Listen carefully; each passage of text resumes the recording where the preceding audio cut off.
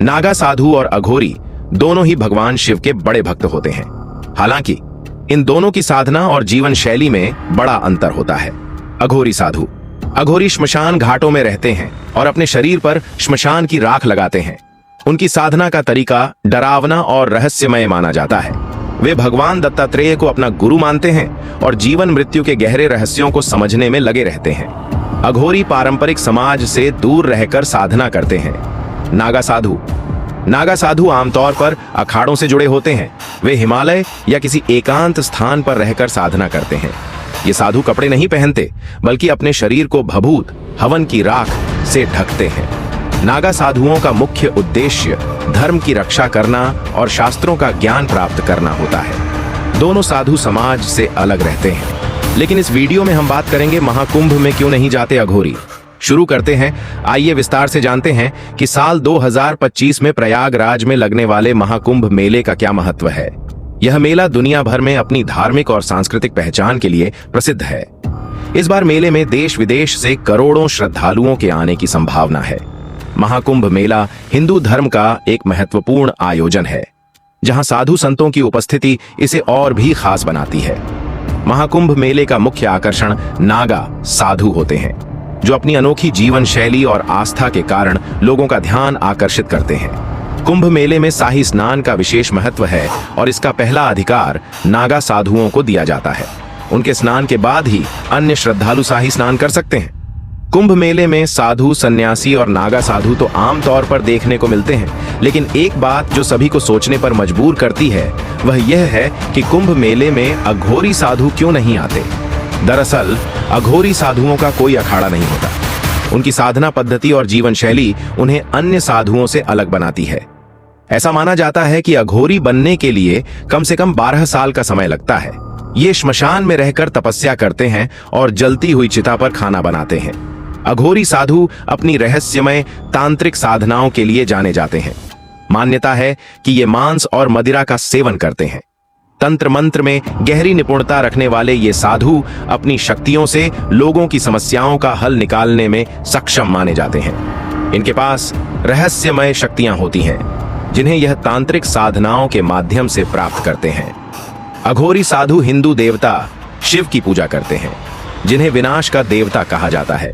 साथ ही ये शिव की पत्नी शक्ति की भी आराधना करते हैं। कहा जाता है कि अघोरी साधु शिव के ही 5वें अवतार माने जाते हैं। उनकी साधना और जीवन शैली इतनी अनोखी है कि वे आम समाज से बिल्कुल अलग रहते हैं।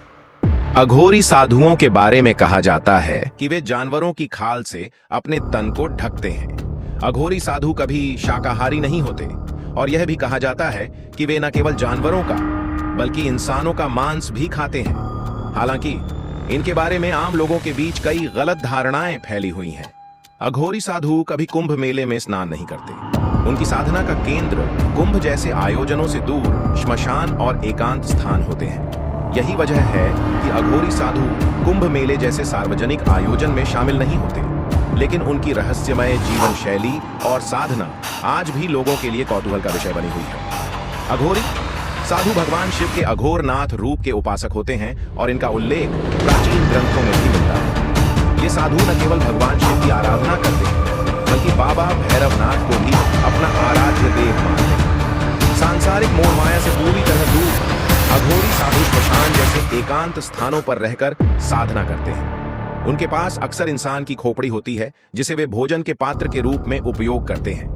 यह भी मान्यता है कि अघोरी साधु अपने पूरे शरीर पर चिता की राख लपेटते हैं। उनकी यह रहस्यमय और अद्वितीय साधना पद्धति आम लोगों के बीच भय और रहस्य पैदा करती है।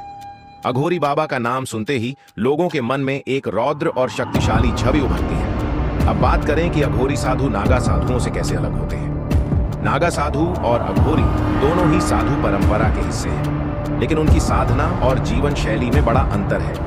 नागा साधु गुरु शिष्य परंपरा का पालन करते हैं और उनके अखाड़े होते हैं, जबकि अघोरी साधु भगवान शिव को ही अपना गुरु मानते हैं और उनका कोई अखाड़ा नहीं होता। नागा साधु शाही स्नान और धार्मिक आयोजनों में हिस्सा लेते हैं, जबकि अघोरी साधु श्मशान में साधना करते हैं और कुंभ मेले जैसे आयोजनों से दूर रहते हैं।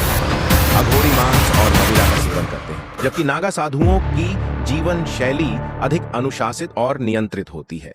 अघोरी साधुओं की पूजा पद्धति भी अलग होती है। वे भगवान शिव के साथ साथ देवी शक्ति और भैरवनाथ की भी आराधना करते हैं। अघोरी साधुओं के बारे में यह भी कहा जाता है कि वे मानव कल्याण के लिए प्रार्थना करते हैं और किसी भी प्रकार का भेदभाव नहीं करते। उनकी साधना का उद्देश्य मानवता की सेवा और आध्यात्मिक उन्नति है। अघोरी साधुओं की रहस्यमय साधनाएं और शक्तियां उन्हें अन्य साधुओं से अलग बनाती हैं। इनकी साधना में जहां एक तरफ तंत्र मंत्र और गहन ध्यान शामिल है, वहीं दूसरी तरफ उनकी तपस्या का उद्देश्य लोक कल्याण भी होता है। यही वजह है कि अघोरी साधु आज भी रहस्य और श्रद्धा का अद्वितीय प्रतीक माने जाते हैं।